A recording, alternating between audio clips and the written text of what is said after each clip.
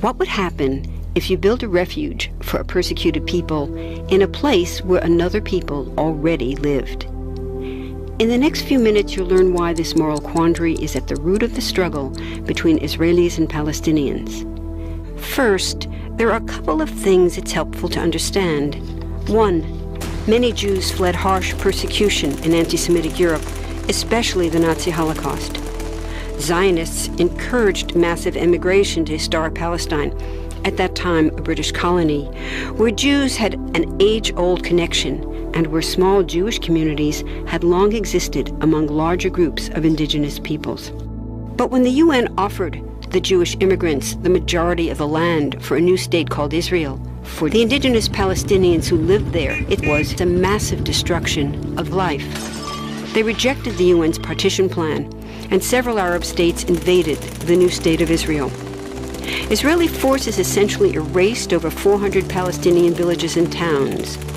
By the end of the fighting, Israel controlled 78% of historic Palestine. And when 750,000 Palestinians who fled or were expelled during fighting tried to return to their homes where the new state now stood, they were permanently barred by the Israeli government. While over 100,000 of their relatives and neighbors who hadn't left became second-class citizens of the new state, along with the new Jewish majority. Today, Palestinian refugees and their descendants number in the millions. Most are in the Gaza Strip, the West Bank, and Jordan. Many are spread throughout the world, with millions still living in refugee camps, seeking to return to their homeland. To sum up, one group of refugees found a much-needed home, but in the process, a new group of refugees was created. Here's the second thing to understand. Israel was founded as a Jewish state. But now ask yourself, what exactly does that mean? People had lots of ideas about what a Jewish state should look like. Some called for equality for all citizens. But what was created, in practice, was institutional discrimination against non-Jews. In other words, Israel ended up being built on a blueprint of exclusion. The Israeli government wants maximum land and resources for Jews, but not the Palestinians living there.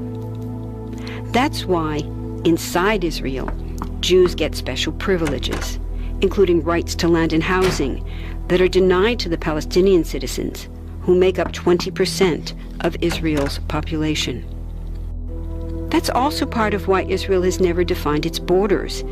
In fact, they still hold on to land, the West Bank and Gaza, that they conquered in the war in 1967. Since then, Israel has built Jewish settlements throughout the occupied West Bank, building Jewish-only cities and supplying them with infrastructure like roads and army camps, schools, and even a college. Military occupations are meant to be temporary, but after 40-plus years, this one looks permanent and entirely unjust. In the West Bank, Israeli Jewish settlers and Palestinians live on the same land, but must live under two completely separate and unequal systems of Israeli law. The Jewish settlers dominate the natural resources, including water and agricultural land, and they're backed by the Israeli army. To maintain the occupation, Israel has demolished thousands of Palestinian homes and orchards, confiscated Palestinian land, bombed a captive civilian population in Gaza, and punished resistance with raids, arrests, and assassinations, all to gain maximum land, while making life so difficult for Palestinians that they will either leave or be too afraid to resist. Palestinians have fought back. For decades, they tried to achieve national liberation through armed struggle. Some groups still do, but the majority now support popular protest instead. The deeply harmful pattern of control, repression, and violence profoundly harms Palestinians living under occupation and Israelis living as occupiers. This must be broken to reach a peaceful and secure future for both peoples.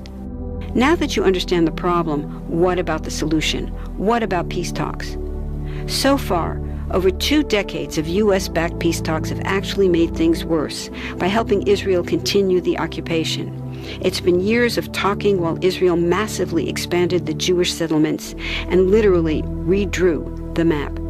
Peace talks are good if they're real, but not when they're theater to cover a land grab. So now what?